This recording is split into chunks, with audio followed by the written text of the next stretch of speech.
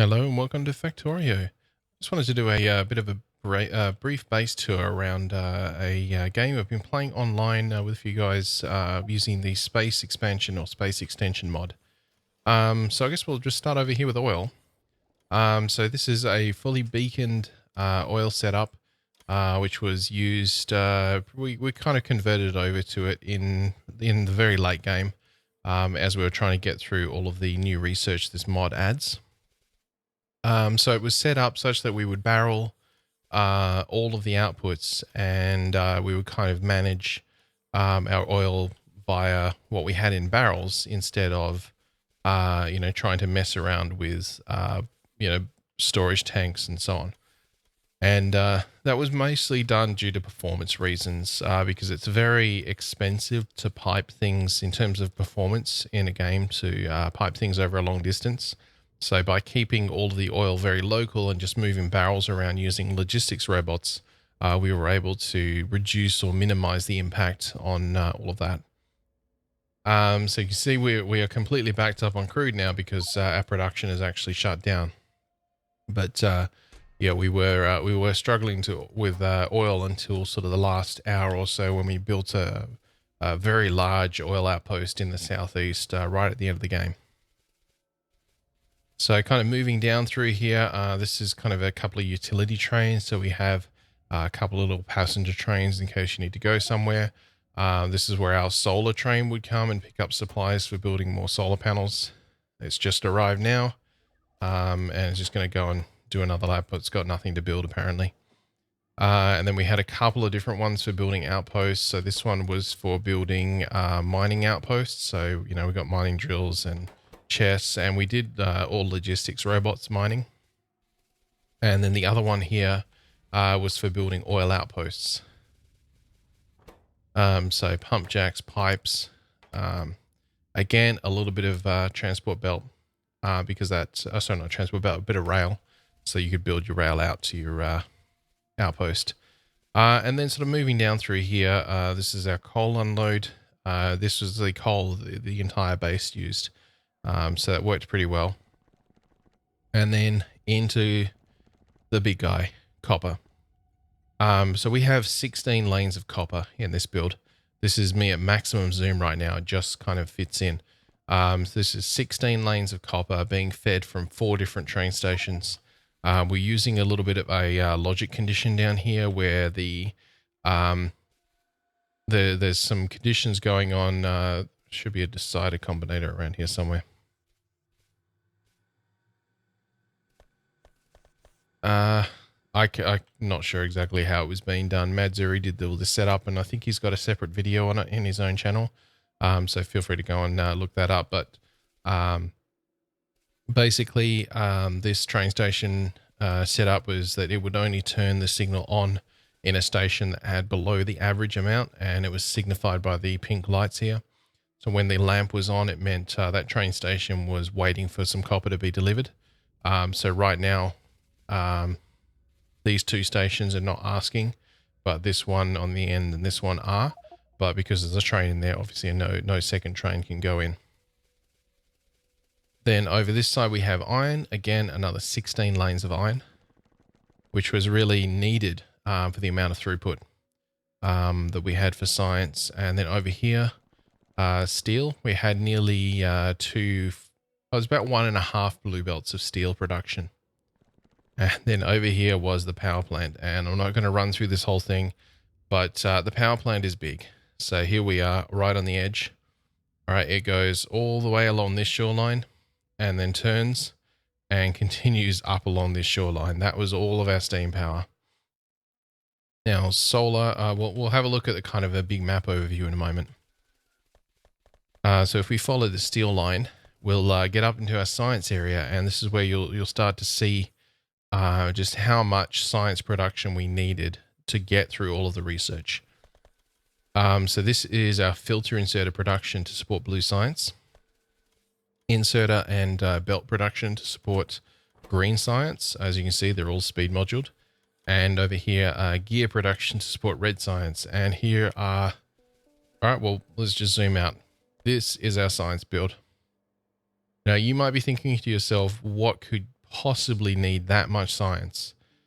Well, 250,000 of each science pack. It's going to take a long time if you don't have a substantial science build. And that was just the highest research. There is a whole tier that it goes through, an entire tier.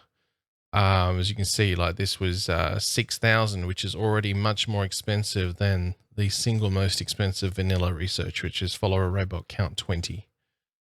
So you need a big science setup to get through it all. And if we wander over here, so this is battery production. This is actually just supplementary circuit production. You might look at this and think, well, you know, this is heaps of gear. This is heaps of circuit production.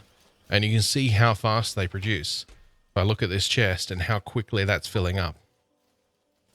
But this was actually supplementary production because our main circuit production wasn't fast enough.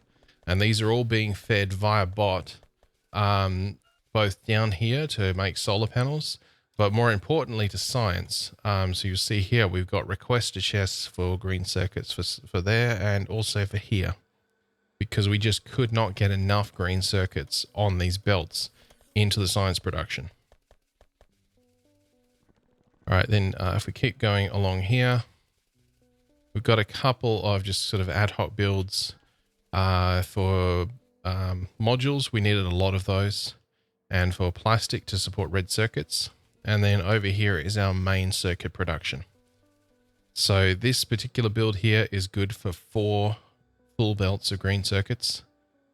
So yeah, that's feeding out into 4 belts, of which we have 2 of them going straight in here to red circuits. And that's our red circuit build. Pretty substantial. And then up here, blue circuits. The blue circuit build doesn't look anywhere near as impressive. But it got the job done. And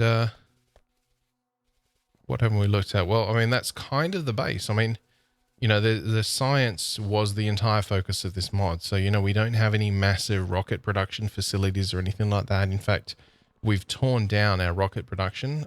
We used to have a separate setup to produce, you know, the rocket control units and so on, but we buffered enough to get the last launch done, which at this point, the last launch has been done, and we nearly had enough to launch one more. But alas, we ran out of low density structures. So we'll have a quick look at the sort of map overview, and then I will show you the reason why we needed so much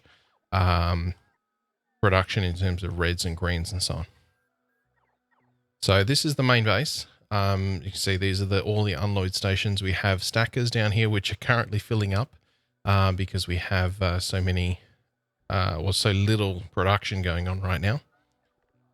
So we have a 4 wide main line going along here, and that kind of reduces down. So all of this blue blob is solar. That's all solar, solar, and solar. We have pollution turned off at the moment, but it was on for our entire playthrough.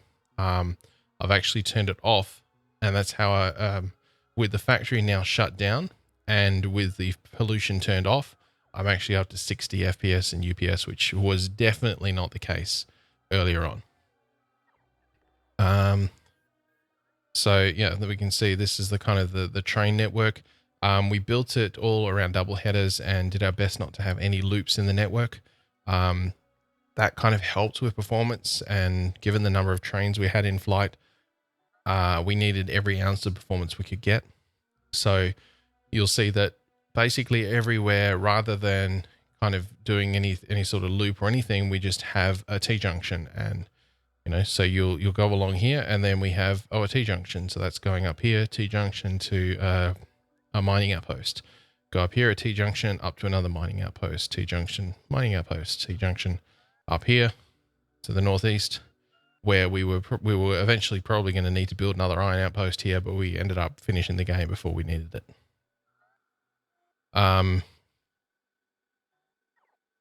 Yeah, so this was the last oil outpost down here that we built.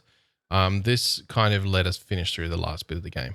I mean, you saw from in the oil build over here, we have a lot of crude oil backed up now, and all of our oil trains are kind of slowing right down because our storage is completely full for oil. So yeah, the trains are just waiting here.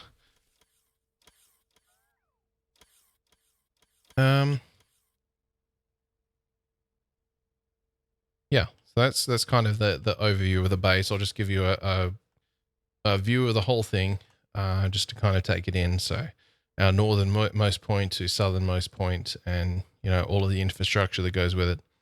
It was a lot of fun working on it. But now it's time to have a look at why we needed such a big bit of production. Apart from the science, which needs a lot of production on its own, this is what we needed to do to effectively complete the game. So to start with, before you even got into anything special, you had to launch 7 vanilla satellites. Once you had launched 7 vanilla satellites, you could then launch the dry dock, which needed 10, basically 12 rocket launches to complete just the dry dock. Then you actually construct a spaceship inside that dry dock. Now, of course, this is all just, you launch a part, build the next thing, launch it. So there's no, actual additional gameplay that's added by it. But it's kind of fun to think, you're building a spaceship in orbit by launching all the parts up there. So that needed, 1, 2, 3, 4, 5, 6, 7, 13, 23 rocket launches to finish constructing the the spaceship, in addition to the 12, in addition to the 7. So it's a lot of rocket launches, but what ended up happening is the rocket launches were really incidental to the main objective, which was building all of the science. So if we have a look at some of those. So for example, the very last thing we had to launch was the FTL drive. All right, that needed 500 of every tier 3 module. So 500 productivity, 500 speed, 500 efficiency. And in addition to 500 processing units. That was just for the very last thing. Then we also had to launch things like the astrometrics lab, which is also quite expensive, and the command center, that's expensive. The life support module. All of these were separate launches. We had to launch 2 fuel cells. That's 500 rocket fuel each. A couple of spaceship thrusters, 4 of them, in fact. 100 energy shield Mark IIs. This one was pricey. 100 portable fusion reactors. That was a lot. 3,000 alien goo and 10,000 processing units. Some hull components. The dry dock structural components were not cheap either. And the dry dock assembly components, those were not cheap either. So yeah, all in all, it's very, very expensive progress. Now, it was definitely a lot of fun though. Don't get me wrong. It was a lot of fun going through and building this huge base to support this production. And I have to give credit to all the guys that were involved. You can get a list of them here. So this is, at some point or another, all of these guys participated. So we had myself, FPS Holland, Colonel Will, Nearly Dutch, Dutcher, Hoffney, Mojo, J-Mark, Cassandra, Mazuri, Exterminator, Demon Engineer, and KD3. So props to all those guys. I wasn't able to be there for all of the streams, but I was here for a lot of it. And yeah, there was a lot of work done. It was a lot of fun. We'll definitely do it again, but probably not for a while. Might wait until the new science comes out in 0.15. Yeah, hope that you kind of enjoyed this brief look around the Megabase we had to build just to finish the science. It was definitely a lot of fun. And until next time, have a good one.